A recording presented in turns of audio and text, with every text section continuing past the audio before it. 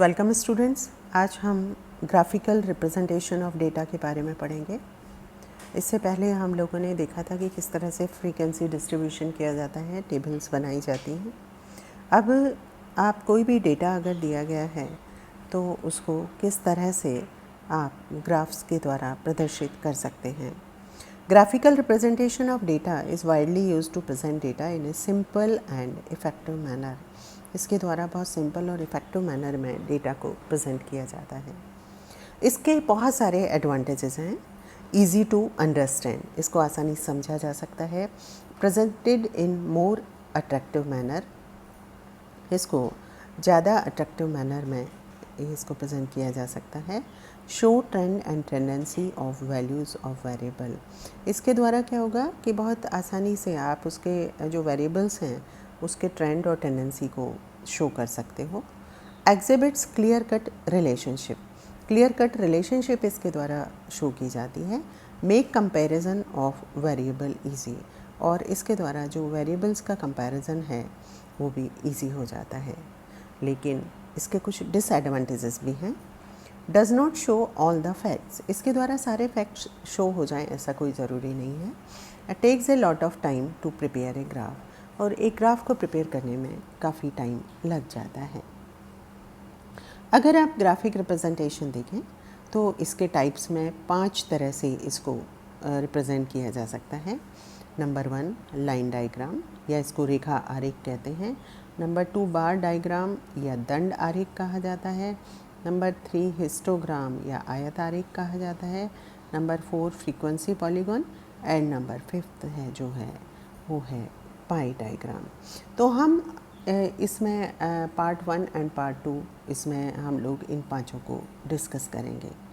Number 1 है line diagram. Line diagram जो है वो सिंपलेस्ट टाइप का ग्राफिक रिप्रेजेंटेशन होता है। The variable is taken on X axis and frequency of the observation on the Y axis. जो variables हैं उनको हम एक्स एक्सेस पे लेते हैं और फ्रीक्वेंसीज़ को हम वाई एक्सेस पे लेते हैं। जैसे कि इस एग्जांपल से आपको पता चलेगा।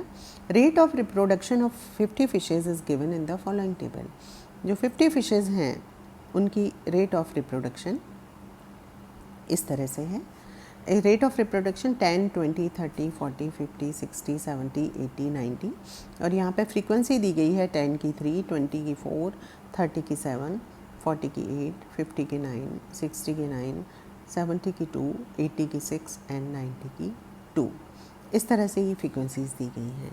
अब हम क्या करेंगे, जो भी फ्रीक्वेंसी का लोएस्ट और हाईएस्ट है उस हिसाब से आप इसका स्केल चूज़ कर लेते हैं। इसी तरह से वेरिएबल का भी जो लोएस्ट और हाईएस्ट है उस हिसाब से इसका ग्राफ पर स्केल बना लेते हैं। इसमें देखिए आप x equal to 10 equal to 1 centimetre, यहाँ पे रेट ऑफ रिप्रोडक्शन दी गई है। तो ये इस तरह से किया 10, 20, 30, 40, 50, 60, 70, 80, 90, ठीक है। फ्रीक्वेंसी यहाँ पे दी गई तो इसको हमने माना है 1 centimetre. 1 frequency 1 is equal to 1 centimetre, ये इसकी फ्रीक्वेंसी है। तो यहाँ पे आप 1, 2, 3, 4, 5, 6, 7, 8, 9, 10 इस तरह से ले लेते हैं। तो यहाँ पे सिंपल लाइंस खींचनी है आपको। रेट ऑफ रिप्रोडक्शन में 10 कितना है 3, तो आपने 3 से लाइन खींच दी। 20 कितना है 4, तो 4 से लाइन खींच दी। 30 पे है 7, तो आप यहाँ पे 7 से लाइन खींच देते हैं। 40 पे है 8, तो ये 8 से लाइन खींच देंगे। 50 पे है 9, तो आपने ये लाइन 9 से 50 पे आ गई। ये अगेन 9 से 50 पे आ गई। फिर 70 से है 2, तो ये 2 से। 80 से है 6, तो ये लाइन 6 से आ गई। और 90 से है 2, तो ये आपने लाइन 2 से 90 तक खींच दी। तो इस तरह से आपने देखा कि ये आप लाइन डायग्राम आसानी से ग्राफ पेपर पे बनाया जा सकता है, जो कि क्लियर कट ये शो करता है कि किसकी फ्रीक्वेंसी कितनी है। एक बार देखने पे ही पता चल जाता है। अब हम आते हैं बार डायग्राम्स के ऊपर। बार डायग्राम्स आर 1 डायमेंशनल डायग्राम। किस तरह के होंगे, ये भी 1 डायमेंशनल होते हैं। May be in shape of horizontal और वर्टिकल बार्स, इनकी शेप कैसी हो सकती है, हॉरिजॉन्टल या वर्टिकल बार्स के फॉर्म में हो सकती है। एक और इम्पॉर्टेंट है कि width of bar should be uniform. यहाँ पे जो बार की विड्थ है वो कैसी होनी चाहिए, यूनिफॉर्म होनी चाहिए, और जो गैप है बार्स के बीच में वो भी कैसा होना चाहिए, यूनिफॉर्म होना चाहिए। बार डायग्राम्स 3 तरह के होते हैं, एक तो होता है सिंपल बार डायग्राम, दूसरा है परसेंटेज बार डायग्राम, और तीसरा है मल्टीपल बार डायग्राम। सिंपल बार डायग्राम आप देखेंगे तो सिंपल बार डायग्राम में जैसे कि इस एग्जांपल से आपको पता चल रहा है कि according to 2001 population density in India is, 2001 के अकॉर्डिंग जो पॉपुलेशन डेंसिटी थी पर्सन पर स्क्वायर किलोमीटर वो इस तरह से थी। 1941 में 103, 1951 में 117, 1961 में 142, 1971 में 177 एंड 1981 में 216। अब क्या करेंगे आप, इसको अगर आप ग्राफ पे लेते हैं तो इस तरह से 1941 का एक ग्राफ है, जैसे कि आपको बताया कि यहाँ पे आप जो बार है उसका साइज़ भी सेम होगा और डिस्टेंस भी सेम होगा। ये आपने 1951, 61, 71, 1981 आपने ले लिया, और यहाँ पे आपने फ्रीक्वेंसी को 50, 100, 150, 200, 250, 300 में किया। अब चूँकि आपने जैसे कि फिगर में आपको बताया गया है कि 41 है इसकी फ्रीक्वेंसी कितनी आई है 103, तो आप क्या करेंगे यहाँ पे 103 पे करेंगे। इसी तरह से 1951 की आई है 117, तो आपने इस तरह से बनाया। 1961 की आई है 142, 1971 की आई है 177 और 1981 में आई है 216। तो इस तरह से आप बार की फॉर्म में यहाँ पर वर्टिकल बार्स की फॉर्म में यहाँ पर इस तरह से ग्राफ बनाया जा सकता है, और इसको कहा जाता है सिंपल बार डायग्राम, जो कि आप यहाँ पर स्केल लेके और उसी हिसाब से इसको रिप्रेजेंट किया जाता है। दूसरा अब हम आगे आते हैं, वो है percentage bar diagram. Percentage bar diagram में the length of bar is kept equal to 100 and the division of the bar correspond to the percentage of different components. यानी कि हम क्या करेंगे, किसी भी जो बार की लेंथ है उसको 100% मान लेते हैं, और उसकी फ्रीक्वेंसी जो है वो उस 100% में कहाँ स्टैंड कर रही है, कितना स्टैंड कर रही है, यानी कि उसकी क्यूमुलेटिव परसेंटेज क्यूमुलेटिव फ्रीक्वेंसी हम निकाल लेते हैं। तो किस तरह से स्टैंड कर रही है कि अगर ये टोटल में से इतना है तो 100% में से इसका कितना परसेंट होगा, उस बेसिस पे उस बार को डिवाइड किया जाता है। तो अलग अलग कंपोनेंट का पहले हम लोग इस तरह से फ्रीक्वेंसी का परसेंटेज निकाल लेते हैं। जैसे the result of BSc part 3 examination are as follows. जो बीएससी पार्ट 3 के एग्ज़ाम था उसका 1998-99 में रिज़ल्ट ये रहे, फर्स्ट डिवीज़न इतने, सेकंड इतना, थर्ड इतना, फोर्थ इतना। इसी तरह से 1999-2000 में फर्स्ट डिवीज़न 500 थे, second division 600, third division 250 and field जो थे वो भी 250 थे। अब हम जैसे कि मैंने आपको बताया ये दोनों ईयर्स आपने ले लिए, 1999, 1998 और 1999 और 1999 टू 2000।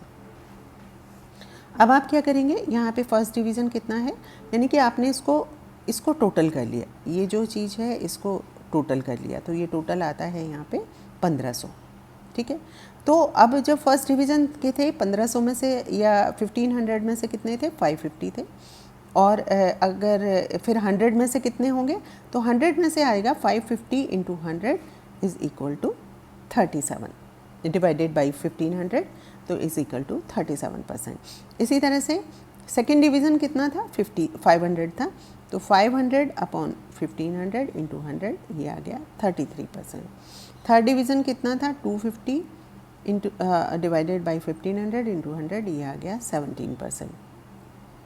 और यहाँ पर फेल थे 200, तो 200 अपॉन 1500 डिवाइड इंटू 100, तो ये आ गया 30%। इसका अगर टोटल आप करते हैं तो ये आ जाता है 100%। ठीक है, तो आपने देख लिया कि यहाँ पे 100% में से कितने फर्स्ट डिवीज़न, 37% फर्स्ट डिवीज़न थे, 33% सेकेंड डिवीज़न, 17% थर्ड डिवीज़न, और फेल कितने थे, 13% थे। इसी तरह से आप दूसरे वाले उसका करेंगे। यहाँ पे फर्स्ट डिवीज़न थे 500, और टोटल इसका आता है 1600 इंटू 100, तो टोटल कितना परसेंट आ गया 31%। सेकेंड डिवीज़न थे 600 डिवाइडेड बाई 1600 इंटू 100, तो 37%। ये है 250 divided by 1600 is 16%, 250 divided by 1600 16%। तो हर एक का परसेंटेज कंपोनेंट यहाँ पे आ जाता है। अब अगर हम इसको इससे शो करेंगे तो ये देखिए आप इस तरह से शो किया गया है। ये है 1989, 1999 और 1999 और 2000। अब आपने देखा कि जो फर्स्ट डिवीज़न थे वो फर्स्ट डिवीज़न कितना था 30%। यहाँ पे आपने क्या ले लिया, टोटल परसेंटेज ले ली। जो परसेंटेज आपने निकाली है उसका 10 से 100 के बीच है। तो यहाँ पे जो है फर्स्ट डिवीज़न है 1998-99 में वो कितना है 37%। तो आपने क्या किया, इसको 37 को आपने इस तरह से अलग अलग उसमें कर दिया। ठीक है, ये आपने इसको first division, second division, third division और इस तरह से ग्राफ में शो कर रखा है। अब आप क्या करेंगे, इसके ऊपर आप जाएंगे तो सेकंड डिवीज़न कितना है आपका 33%। तो आपने यहाँ पे इसके बाद में 37 के बाद में 33% आपने इसमें ले लिया और इसको आपने कर दिया।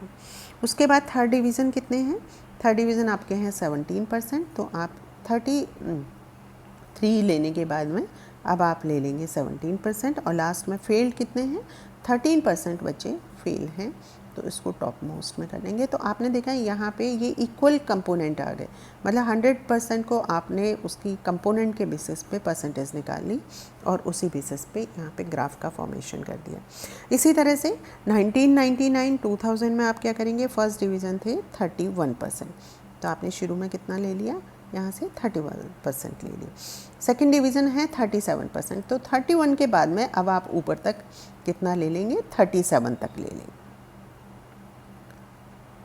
तो ये 68 तक आ जाएगा, 37 प्लस 31 यहाँ पे 68 तक आ जाएगा। उसके बाद कितना परसेंट है 16%। तो उसके ऊपर आपने 16% ले लिया और इसके ऊपर जो फेल थे उनको आपने 16% ले लिया। तो आपने जो 100% था उसको अलग अलग कंपोनेंट के जो फिगर दिया हुआ था उस बेसिस पे परसेंटेज निकाल के और उसी बेसिस पे आप परसेंटेज बार डायग्राम का फॉर्मेशन कर लेते हैं।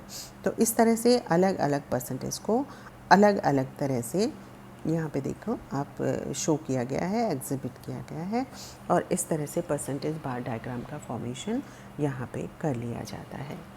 तो मुझे आशा है कि ये आपको समझ में आ गया होगा कि ग्राफिक रिप्रेजेंटेशन किस तरह से किया जाता है। अगले लेक्चर में हम लोग histograms, polygon and pie chart के बारे में डिस्कस करेंगे। Thank you.